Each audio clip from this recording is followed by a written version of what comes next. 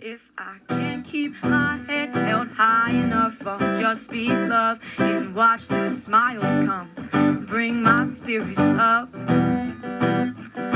There's some shit I like to fix, but I still know that I'm blessed.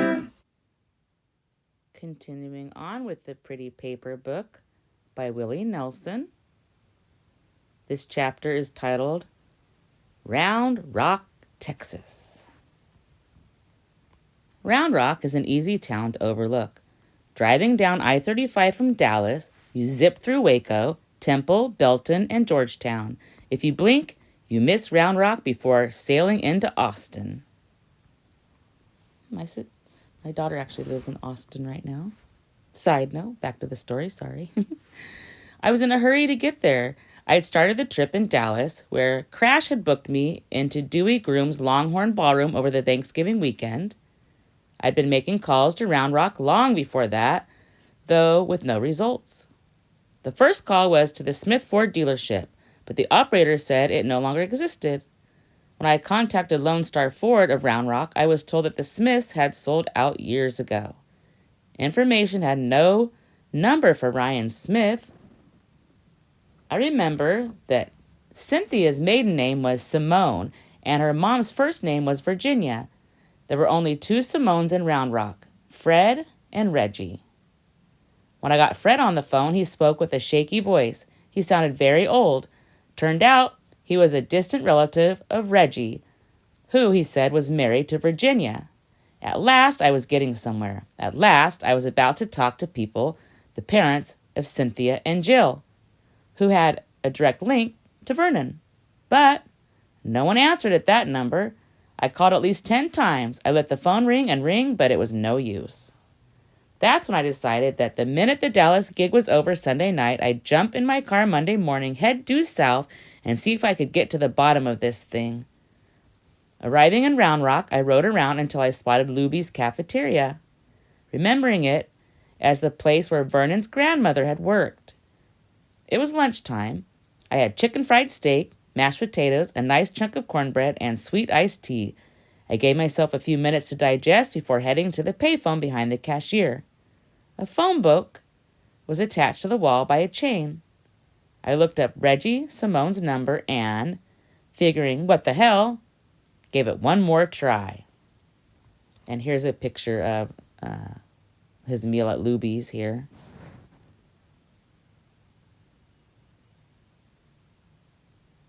No answer. I wrote down the address. The cashier knew the street and gave me directions. The Simone residence was a handsome ranch-style house, the nicest in the neighborhood.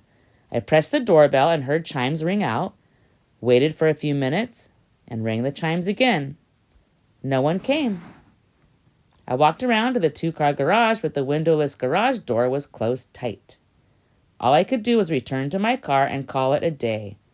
That's when a woman, taking her brown and white Cocker Spaniel for a walk, asked, "Looking for Reggie and Virginia?" "I am." They've been spending most of their time in Dallas. I was actually looking at Virginia's daughter, Cynthia, and her husband, Ryan. They moved to Dallas. That's the reason Reggie and Virginia are there. Just a week or so ago, Cynthia had a baby girl. "I see. Well, thank you, ma'am. One other thing. You wouldn't happen to have a number for them in Dallas, would you?" Virginia gave me Cynthia's number in case of an emergency. Is this an emergency? I'd say it is. Wait here. I live right next door. I'll get the number for you. The number in hand, I pulled into the first gas station I came across. I got out and headed for the payphone. The long-distance operator connected me to Dallas. Could I be talking to Cynthia Smith, I asked. You could be. Who is this? I introduced myself. I'm a friend of Vernon Clay's.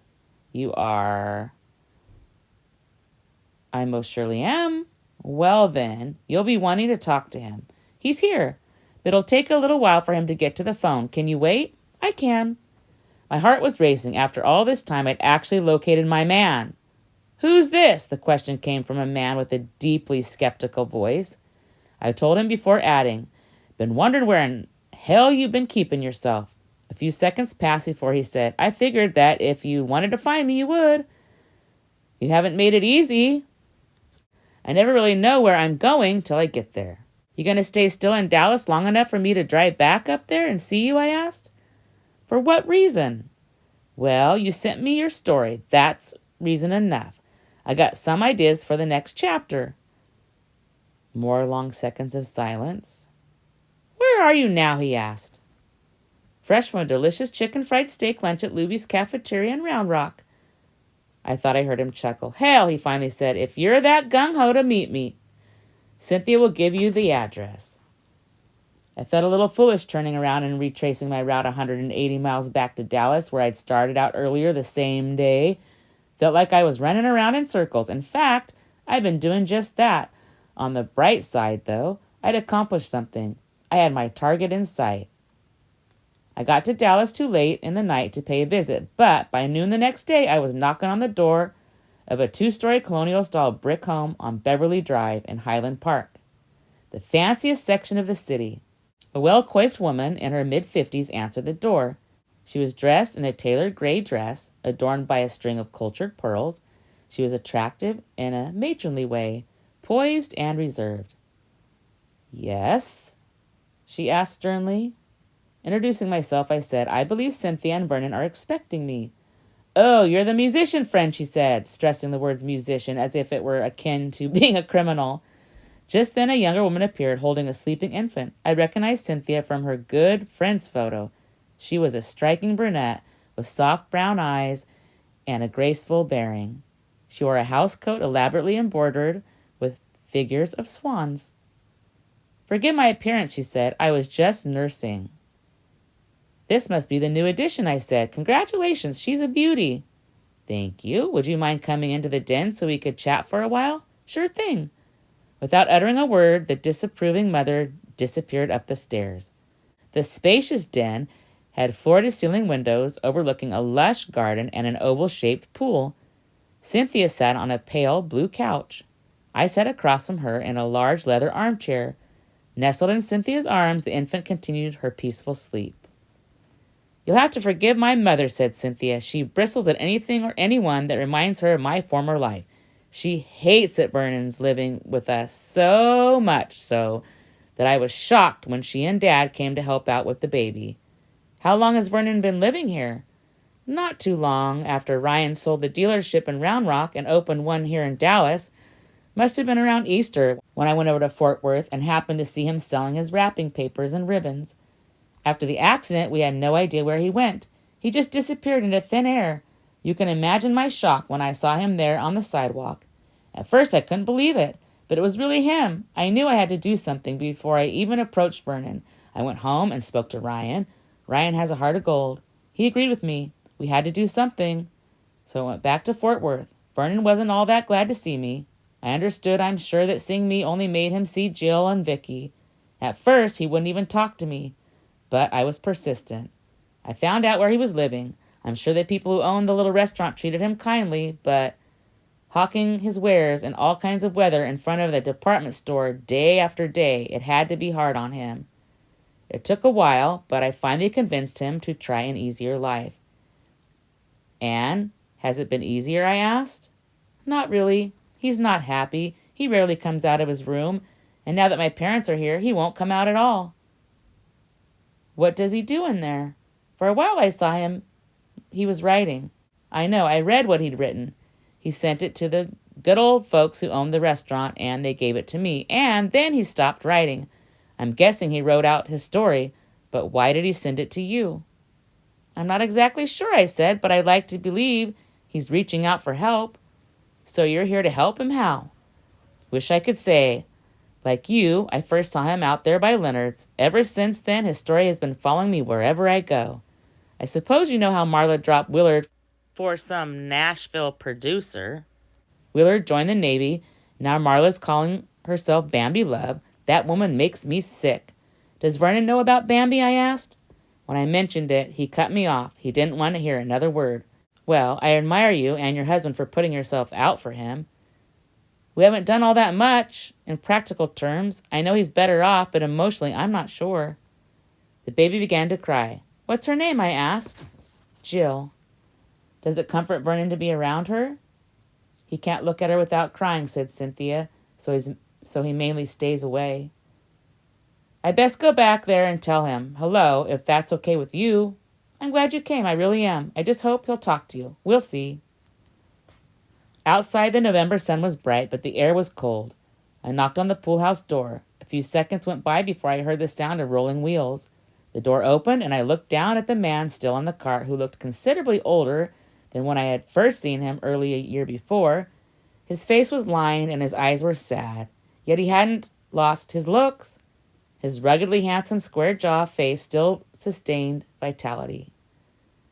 Being in his presence, I felt a distinct strength radiating from him. He wore a white flannel shirt, snug enough to show the bulge of his biceps and shape of his broad shoulders. In the corner of the surprisingly large room, I noticed a set of exercise equipment. Looks like you've been working out, I said. A way to pass the time. By the way, it's good to see you, man. It really is. And why is that, he asked. You've been on my mind. Thanks for sending me your story. You were curious, he said, and remain so. About what? Like I said on the phone, I'm curious about the next chapter. This is it, he said, waving his arms around the room. This is me, a bird in a gilded cage. But has the bird been singing? I was hoping that would get a laugh, but it didn't. Got nothing to sing about, he said. Hell, man, you got a shitload of songs. Songs that have already been sung. Agreed. Not only have they been sung, they've been ripped off and resung by your former singer. But you know all that. I don't know much about anything. Well, sir, I said, it's time you learned. You got a producer out there cannibalizing your catalog. The bastard's flat out stealing you blind. Good for him. Really, I asked? That's how you really feel about it? You really like the idea of some snake in the grass making a fortune on hit songs that were born out of your heart and soul? You read my story, said Vernon. You know it just don't have no happy ending. Things start out bad, then get better, then get worse. There ain't no change in that. I'm not sure. Well, I am. So what's your plan, I asked. To have no plans, to give up on plans, to stay where I am, to know this is as good as it's going to get. I got food, I got shelter, I got a couple of good friends. I won't go out there and disturb the world as long as the world don't come here and disturb me. But you gotta face facts, Vernon. The world is disturbing you. It's disturbing the hell out of you. You got every damn reason under the sun to be disturbed. Fact is, I've come here to disturb you even more. He finally laughed, but more a laugh of scorn than amusement. With determined eyes, he looked at me and said, I hate that you had to come such a long way to find this out, but the truth is pretty simple. The truth is that, at this point, I really can't be disturbed. You mean that wall you built around you is so high no one's climbing over it, I asked. Something like that. Well, I've climbed over it. I'm here, aren't I? For a short while. I went over to one of those beanbag chairs that had been set up in front of a TV. I plopped down and surprised myself by saying, Hey, man, I got all the time in the world. Next chapter is Nutsy Perkins and Ranger Roy Finkelstein. Brother Paul was a good drummer and an even better friend. The best thing about Paul was how he stayed in contact with all his many connections. For a tough guy, he had few enemies. Other tough guys respected him because he had balls of steel. Paul and I were in Fort Worth, where he'd gone to see his mother. For old time's sake, he suggested we meet for a drink at Big Bill's barroom. The last thing I told Vernon when he was giving me the silent treatment in Dallas was that, whether he liked it or not, I'd come up with a plan. But of course, I had no plan. Over a few beers and bourbon chasers, I explained my predicament to Brother Paul. You need help? Said Paul. You ain't kidding. I think I know the guys. You know them too. I do? Nutsy and Ranger Roy. Nutsy Perkins? Ranger Roy Finkelstein? How could they help? They're idea men. They are? Yes, sir. They're never out of ideas. I was just talking to them yesterday. They moved up to Denton. I heard about that. Why Denton? Fort Worth was getting a little hot for them. Denton's off the beaten track. I'll tell him you want to see him. I don't see the point. You and me, we don't see a lot of things, said Paul. But Nutsy and Ranger Roy have their ways. I'll call them. I'll set up a meeting. Still don't know What good that'll do? It sure as shit won't do no harm. Nutsy, who was no music fan, had reservations about the meeting. Ranger Roy, a big fan, had none. The only caveat was that I'd have to go to Denton, headquarters of their growing enterprise. I didn't mind the 40-minute drive. I had fond memories of Denton. Last time I played a honky-tonk in that vicinity, I happened by North Texas State University, where the school jazz band sounded as good as anything, by Stan Kenton or Woody Herman. Funny to think of sleepy old Denton as a jazz town, but that's what it was. Denton was also the perfect low-profile place for the kind of business Nutsy and Ranger Roy were engaged in. They operated out of a defunct funeral parlor situated next to an auto repair shop. They didn't bother to take down the sign that said, Peace Valley Funeral Services and Cremation. The door was open, so I walked right in. The place smelled of cigar smoke. The front room was empty. Anyone here? I asked. A gray-haired woman appeared and wanted to know my name. I told her. Wait here, she said. She disappeared. 10 minutes went by before she returned to say, Follow me. She took me around back where we faced a good-sized warehouse with the front door of thick steel. She gave 6 short knocks that led to the door being unbolted. They're in that private office way in the back, was all the woman said. Inside the warehouse was a long row of desks piled up with papers. Stationed at the desk were men. Some looked like bank clerks, some looked like farmhands, and they were talking on the phone. Other men were racing back and forth, marking up several large blackboards where the results of sporting events were being posted. The place buzzed with excited chatter. I spotted Nutsy and Ranger Roy in the private office closed off by glass. They sat opposite ends of the conference table, covered with more piles of paper and 6 different phones. Nutsy, who was on a call, didn't acknowledge my presence, but Ranger Roy got right up to greet me. I see you found us, he said. He wore a black cowboy hat with a silver sheriff's star stuck above the brim. His oversized frog eyes were friendly enough. He seemed genuinely glad to see me. He had all kinds of questions about the new songs I'd been writing. I asked him whether he'd given up the record dump in Garland. Hell no, he said. It's going stronger than ever. We got plans to open another store on Deep Ellum in Dallas. I'm never giving up on the music business. Folks are always going to need their music. It's just that profit. The profit margins are slim. That's why I've had to move up here for a spell to help Nutsy smooth over our new setup. It's really something, I said. As I looked around, Nutsy concluded his phone call and finally looked over at me. He was wearing that same white fedora with the purple feather. His double-breasted suit was gray flannel with broad, chalky pinstripes. Last time I seen you, he said, some dumb dame nearly cost you your life. I remember, I said. You still seeing her, he asked. I answered, only in my dreams. Both men laughed. Tell me about your problem, said Roy. Brother Paul says it's something about music. My partner's a music fanatic, Nutsy broke in. He says there's big money in music, but I'll be damned if I ever figured out how to make any. Remember those albums you sold me by good friends, I asked Ranger Roy. Sure thing, he said. Well, here's what happened after I took those records home and listened to them. For the next 15 minutes or so, I laid out the story of Vernon Clay, the hard times he'd endured, and how he'd been screwed over. I'm not saying I'm the best storyteller in the world, but I'm not the worst. I realized that if there were ever a time to tell a story right and make the right emotional impact, that time was now. I gave it my all. When I was through, Ranger Roy had lots of questions about Vernon, Slick Walters, and Bambi Love. I answered them as best I could. Roy was definitely interested, but Nutsy, not so much. So what's in it for us? Nutsy finally asked. To be honest, I said, I really don't know. I'm only here because Brother Paul thought you guys might have an idea. The idea of this here operation is to make money, said Nutsy. What you got is a charity case, but we ain't no charity. I understand, I said. Thanks for hearing me out. Ranger Roy didn't say anything. For a second, he closed his eyes. When he opened them, I thought I saw a tear, but maybe I was imagining things. Any way you look at it, Roy said, it's a hell of a story. It's a kind of story that makes you think.